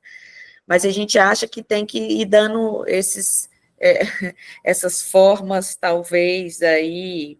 eu acho que é de velar mesmo o que essa realidade nos impõe. E aí, como ação política, como transformação dessa realidade, é aquilo que a gente precisa efetivamente, tanto, né, que é o que a gente faz aqui, tanto denunciar quanto pensar em anúncios a partir dessa realidade da educação de jovens e adultos. Então, era só para compartilhar, agora passo, não sei quem que está na ordem, mas vocês me provocam. Carlos, Raquel e Bruna. Gente, como eu já falei, eu acho que as meninas podem falar e depois, se der tempo, eu falo, tá? Acho que é mais de bom tom. Então, a Raquel e a Bruna podem falar e depois, se der tempo, porque estava sem mão levantada, eu levantei, Camila foi trazendo provocações, né? E é um tema que, embora eu não esteja estudando no momento, mas é um tema que me atravessa, né, e me desperta interesse.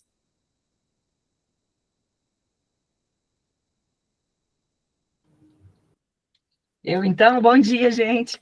Peraí, com a fala do Carlos, eu entendi que eu sou a próxima a falar só nessa fila do comentário, né? É porque eu também sou a próxima a apresentar, por isso que eu fiquei em dúvida se eu já emendava isso. Sim, na fila do comentário. Tá. É tanta coisa, e foram tantas as provocações que eu vou precisar me frear, inclusive porque o que me motivou a levantar a mãozinha aqui agora foi uma questão que Camila falou bem no começo da fala, sobre uma conquista recente da formação dos professores da educação rural, né? Deve ser recente, né, Camila, a conquista. E quantas a gente ainda tem por fazer, né, na questão da formação. E aí é isso que remete ao que eu queria falar aqui, e que, ao mesmo tempo, gruda com o que eu vou começar falando na hora de apresentar o texto da Unidade na Diversidade, que é essa questão da unidade das bandeiras. A gente tem tanta coisa para fazer, tanta demanda e necessidade de cuidados, que às vezes eu tenho a sensação de que isso que o professor Paulo Freire conclamava a gente a fazer, pelo menos assim eu entendi, em toda a situação docente que a gente estivesse envolvido, que era uma conscientização política, um botar o pé no chão do agora, um olhar para a nossa situação de uma maneira mais crítica, né? E claro, para fazer isso motivar isso num contexto em que a gente é docente, a gente precisa ter isso num contexto em que a gente é humano, em que a gente é ser social, em que a gente é ser político, no contexto geral do que a gente está, né? E aí, o tanto que é complexa, acho, a nossa missão, e aí isso também acho que é uma provocação para o grupo, porque eu não tenho respostas, gente, estou no caminho ainda buscando, né? Mas o desafio é como fortalecer as unidades na diversidade pela diversidade.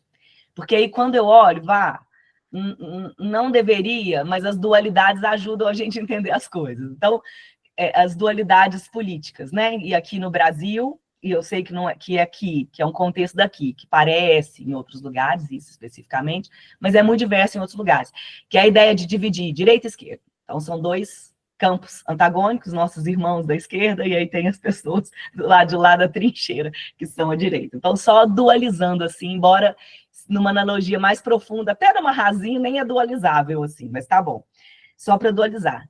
E aí, quando eu olho para o lado que eu considero o lado onde eu estou, que é o lado das esquerdas, né? Apesar do meu coração ser anarquista e não ser bem o que já se propôs na pauta política, aquilo que eu concordo, o que eu idealizo, apesar disso, eu me considero na arquibancada da esquerda, daquele parlamento onde só a esquerda olha para os direitos dos menos favorecidos, né? Será aqui que eu estarei. Mas quando eu olho para nós, parece que eu vejo... Olha a imagem que me veio, gente, quando eu estava pensando, organizando as ideias para falar aqui. Alice no País das Maravilhas, aquela corrida do Dodô, que eu acho ela linda, para um monte de analogias, por trabalhar a educação especial, né? Para um monte de analogias da inclusividade na escola, da ideia da escola inclusiva, da escola para todos e tal. Que é aquela ideia ele lança o cronômetro, né? Só para lembrar alguém, ou remeter para alguém que não tenha conhecido a história. Ele lança o cronômetro e fala, a corrida começou. Aí todo mundo começa a correr para lados diferentes, trombando, e correndo depressa, outro correndo devagarinho, e aí aquela corrida confusa, se a gente for olhar, e aí acaba a corrida, e a Alice também está observando isso, e ela corre um pouco na história, mas aí quando ele para o cronômetro, a corrida acabou! Aí a Alice acha aquilo estranho, por quê? Acabou? Quem ganhou? Ele, não, ninguém ganhou, a corrida acabou, e aí aquela ideia de foi uma diversão, todo mundo do seu jeito, cada um do seu jeito, a gente correu junto e foi legal brincar assim, e tá bom, acabou o tempo de brincar. Isso eu acho uma imagem linda para pensar a escola inclusiva. Mas a imagem que me vem nesse contexto político que eu comecei mencionando, me assusta. Porque se a gente corre desordenadamente e o exército do lado oposto está vindo organizadamente, pesadamente armado, como assustadoramente a gente vê no cenário planeta Terra agora, me parece que a gente fica enfraquecido. E aí eu fico pensando, como a gente pode, porque lá eu já vou até adiantar, pelo avanço da hora, talvez a gente nem consiga, Brenda, Silvia e eu apresentarmos o trecho que a gente preparou, mas o professor Paulo Freire, no final do texto, conclama que nós, docentes, procuremos, aí tem a frase inteira igualzinha ele falou lá, mas vou dizer do meu jeito, procuremos uma forma de transformar o mundo num lugar melhor. Aí eu vou pôr lá os meus colchetes para dizer, num lugar melhor do que ele é agora, né? Então, como que eu posso, na minha atividade docente, lá na escola particular dos filhos de menino rico, contribuir para um mundo, para uma transformação num mundo um pouquinho melhor, né? Eu tento, porque lá eu sou professora de geografia, olhar para o mundo de um jeito mais crítico através dos conceitos da geografia. E eu entendo que isso, de certa forma, é aplicar esse conhecimento que eu partilho com vocês aqui, nessas agradáveis manhãs de sábado e em outros momentos mais. Mas nesse ideal da gente fazer alguma coisa para uma transformação de mundo, e aí é isso que dá a tônica, eu já vou dar um spoiler da introdução na hora que eu falar do meu texto lá, é da gente buscar uma bandeira única, sabe? Porque me parece que também essas bandeiras tantas que a gente tem, e elas são importantes, a gente não pode abandoná-las, mas elas nos põem a correr desordenadamente, trombando-nos uns nos outros, uns devagar, outros depressa, e sem força suficiente para encarar a grande luta que a gente tem de agora, acho eu que até o fim dos nossos dias, porque algumas coisas que a gente imaginava que na história não iam se repetir, estão se repetindo. Então, nesse sentido, que eu queria, aí a mãozinha levantada para comentar isso que a gente falou aqui agora, é um pouco por isso, sabe? Aí lá, na hora que eu for falar do texto, eu conto a bandeira única que eu achei, que acho que na educação a gente pode segurar junto. Mas por agora eu vou deixar essas provocações no ar.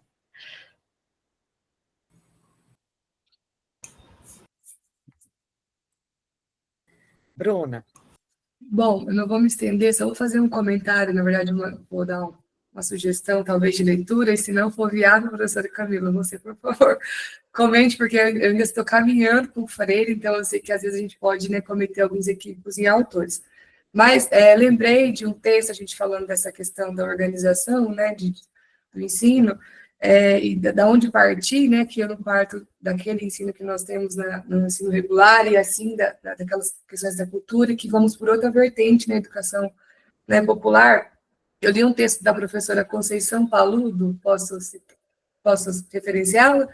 E aí, eu lembrei que eu ganhei esse livro, eu tinha lido ele pouco, até peguei ele agora, que ele até saiu, tá até desmanchando, assim, ele é bem, bem antigo, assim, de uso, acho que a pessoa usava bastante para as discussões, e tem um grifo que eu achei bem interessante, depois eu passo o nome do livro e o capítulo a vocês, mas que ela diz assim, bem brevemente, que o movimento proposto pelo Paulo Freire, né, é o que caminha no contexto concreto vivido para o contexto teórico. Exige a curiosidade epistemológica, a rigorosidade, a criatividade, a problematização e o diálogo.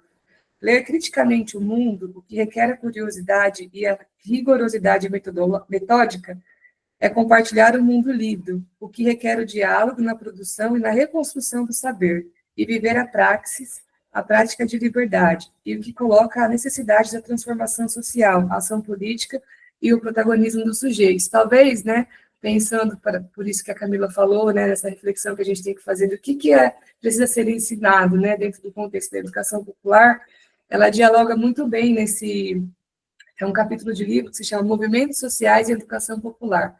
Então, ela traz desde o contexto da sociedade mesmo, né, da questão das classes, e como que Paulo Freire dialoga sobre essa questão do ensino mesmo, assim, de como que eu tenho que agir, qual que é o meu papel do professor, né, do educador, no caso, político e social com essas pessoas. Vou colocar o livro aqui no chat para vocês. Obrigada, acho que é isso. Vai lá, Carlos. Gente, eu só queria deixar um convite, né, porque eu acho que esse encontro de hoje até então nos provoca, de repente, a visitar os anais do GT6, de Educação Popular, e do GT18, de Educação de Jovens e Adultos, da ANPED, que vai ter muita discussão, né, a respeito disso. Só queria trazer, acho que 3 pontos. No primeiro, que é a questão do medo que foi colocado inicialmente, para a gente pensar que esse aluno da EJA, muitas vezes ele regressa à escola, quando está regressando, né, e ele regressa com medo, desacreditado, né? Principalmente os adultos, que vêm muitas vezes com assim, até por conta da crença do popular, que é adulto, por exemplo, eu escuto muito as pessoas da minha família, mas eu já estou velho, não aprendo mais nada, sabe? Então, acho que, assim, é importante a gente ter essa clareza de que a gente precisa trabalhar meio que muito como psicólogo, sabe? Como psicólogo, como gestor de RH, seja lá como é que for, né? Enquanto professor, você tem que assumir múltiplas funções.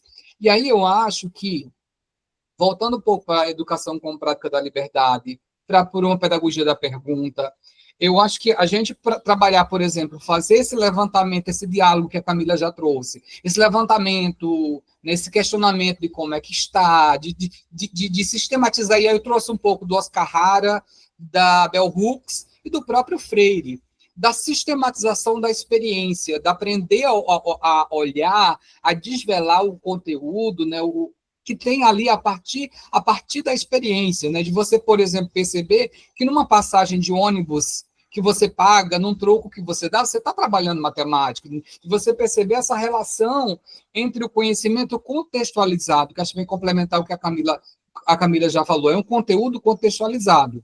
E eu sempre fico muito indignado com quem fala em relação à questão, mas o Freire não trabalhava conteúdo. Se você olha minimamente lá para o final da Educação como Prática da Liberdade, nas imagens, você vê conteúdo ali, uma discussão social, uma discussão política, uma discussão sobre o cotidiano, sobre a cultura local, como ele vai colocar em algumas obras, e eu acho que isso dialoga um pouco com o que a Raquel trouxe, que é para a questão da bandeira única. Acho que a bandeira única, na minha perspectiva, e a partir de Freire, é não perder de vista a discussão de classe. Sabe, não perder de vista a questão de trabalhar, de pensar a consciência de classe, né? E aí e essa avaliação diagnóstica, né, que eu estou chamando de avaliação diagnóstica, mas que Freire vai chamar de levantamento vocabular, ele vai trazer essas palavras grávidas de mundo, essas palavras que quando você fala, quando o cara por exemplo, vou pegar aqui na linguagem da roça, quando o cara falava assim, minha roça tem 2 léguas. É saber que essas 2 léguas, existe um conhecimento científico por trás disso, né? Existe uma forma, existe uma metodologia, existe uma forma de medir. Né? E aí eu trago, só para finalizar, prometo, a importância da gente olhar para as boas práticas e que tem muitos professores ainda apaixonados, que trabalham com a EJA e apaixonados pela EJA. E aí eu vou trazer a gente, no outro grupo que eu tenho, chamado Cirandas Freirianas, que eu participo, né, na coordenação, e é com o pessoal do Ceará, e recentemente a gente trouxe uma professora do município chamada Jucás, e ela falando das experiências, né, e das experiências em comunidade, e é muito apaixonante, porque você percebe, por exemplo, ela trazendo a experiência, o saber do crochê das mulheres para a sala de aula, e aí depois trabalha esse crochê, discute, precifica, expõe, né? Esse trabalho coletivo, a comunidade não tinha uma escola.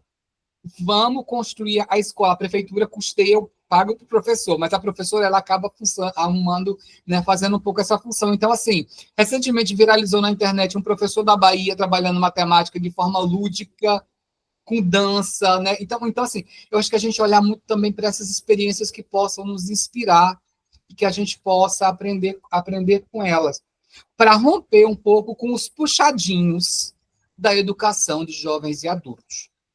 E eu falo puxadinhos porque são puxadinhos. São professores que muitas vezes são alocados na educação de jovens e adultos por privilégios, né, por achar que a educação de jovens e adultos requer menos esforço. Eu falo isso porque enquanto eu era secretário de uma escola no Ceará, eu acompanhei isso, né, para ampliar a carga horária para o professor passar a ganhar um pouco melhor, né, ou às vezes por punição. Né? Então, não tenho, vou colocar na educação de jovens e adultos. Tá? Então, assim, tem uma série de questões que a gente levaria uma manhã, outras em relação a esse tema, mas acho que é interessante para a gente ir aguçando, né, o nosso olhar a respeito do tema. E só para finalizar, Conceição Paludo escreve o vocábulo Educação Popular no dicionário Paulo Freire, tá? Acho que é importante a gente dar uma olhadinha lá também. Abraço. Valeu, Carlos, valeu demais. Deixa eu voltar assim, Brenda, Raquel e Amanda? Silvia. Desculpa, Silvia. Então, acho que hoje não tem jeito. Nós vamos passar para o próximo. Agora, olha que interessante, né? Talvez seja o menor capítulo do livro todo, porque já é um livro pequeno, é o menor capítulo e que gerou um debate das 2 horas nossas, né? Enfim, a gente realmente, e eu acho que aqui o que eu queria era isso, para a gente também ficar tranquila e todo mundo que fez a minha proposta para vocês é que a gente possa fazer o seguinte, olha, vamos só voltar lá no nosso, eu vou compartilhar aí com vocês o cronograma, estão vendo?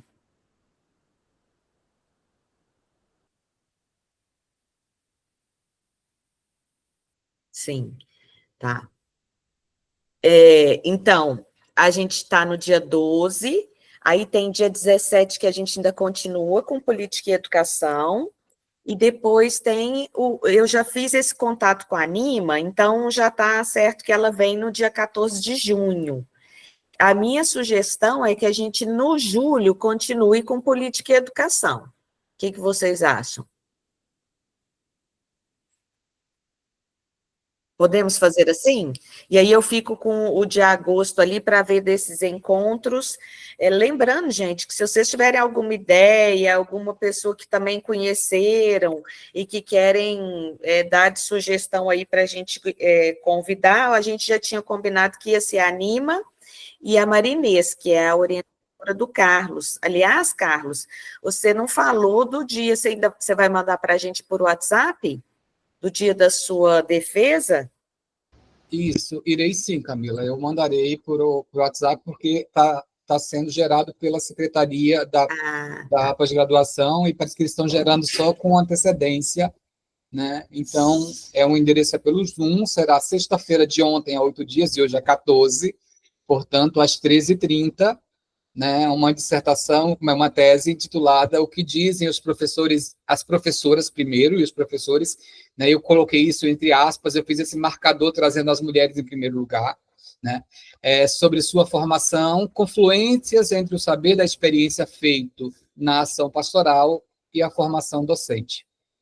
Então, é isso que eu pesquisei, né, e que iria apresentar enquanto resultado da minha pesquisa, né, ciente de que é um momento de entrega, né, do resultado do trabalho, mas que muitas coisas virão depois, porque foi muito material que eu consegui levantar.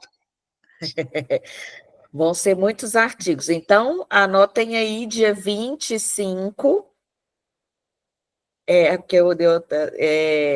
quem puder, né, a gente depois compartilha aí o link, mas acho que vale a pena também quem puder estar lá. Tudo bem, então? Podemos concluir com essa dinâmica da gente já deixar mais um dia para... Camila, eu estou pensando depois em fazer uma, não sei se seria prepotência minha, mas fazer uma apresentação, marcar um dia, fazer uma apresentação do trabalho, né, tipo uma apresentação pública para quem não conseguiu, né? Claro, estar na defesa. Eu ouvi outro dia uma referência a uma ideia de banca social que eu achei muito legal e eu pretendo depois estudar um pouco mais a respeito, porque eu achei super interessante a ideia. Legal, e outra coisa, porque aí a gente pode ouvir mais o autor, né? Porque acaba que na banca de defesa você tem muito pouco tempo para dizer o que você produziu em 4 anos. Então, uma banca social seria mais agradável para a gente ver o trabalho, né? Ter pelo menos 1 hora para falar e a gente poder depois dialogar sobre. Então, eu super tô querendo aprender aí como é que a gente faz a banca social entre nós. Parece que a Karen tinha pedido a levantada a mão. Eu estou enganada? Então, ei, Karen, bom dia. Bom dia. É só uma dúvida breve, uma curiosidade. A Anima, ela tem já o tema específico que ela vai trazer para a gente? Vai falar de algum dos livros aí que ela publicou, por último? Já sabe alguma coisa? O que a gente conversou aqui era para ela dizer especialmente desses 2 livros, o último que ganhou o Jabuti, né, que ela fala da história, o da Elza, só que revisitado, atualizado, né, e o do Paulo Freire, que ela ganhou o prêmio Jabuti. Então, foi isso que a gente definiu, foi isso que eu falei com ela. Agora, você também conhece a Anima, né?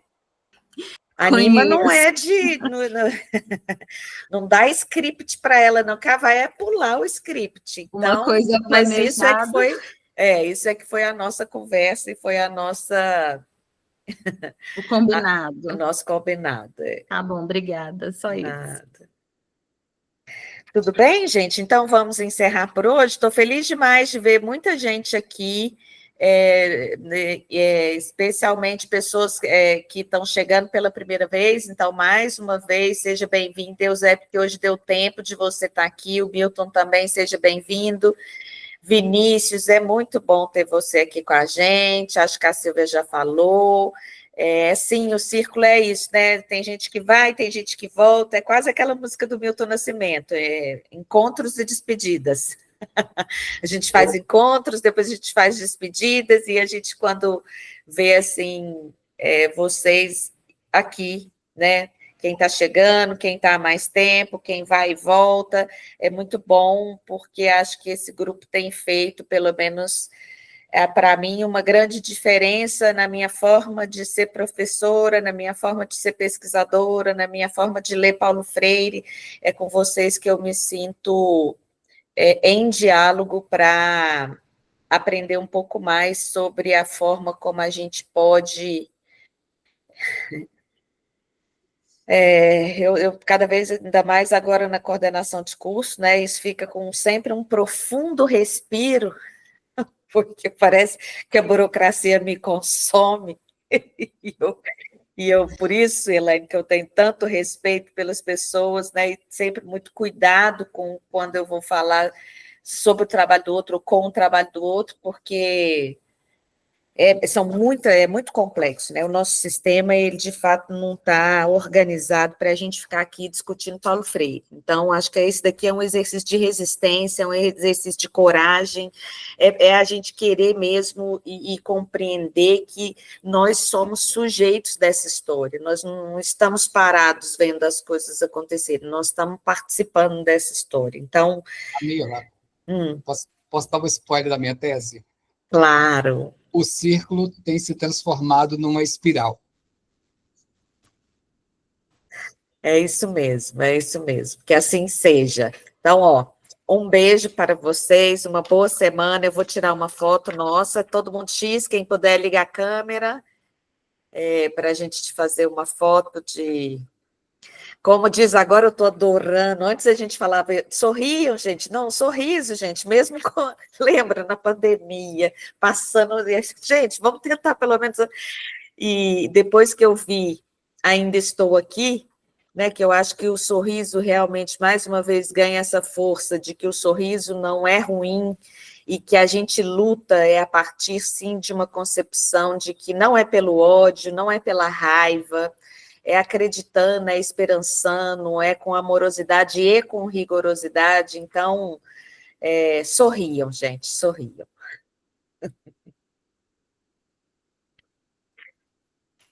Valeu, muito obrigada, um beijo em todos, todas e todes, valeu. Um beijo, pessoal, bom reencontrá-los com vocês. Um abraço de Moçambique. Um abraço. Bye.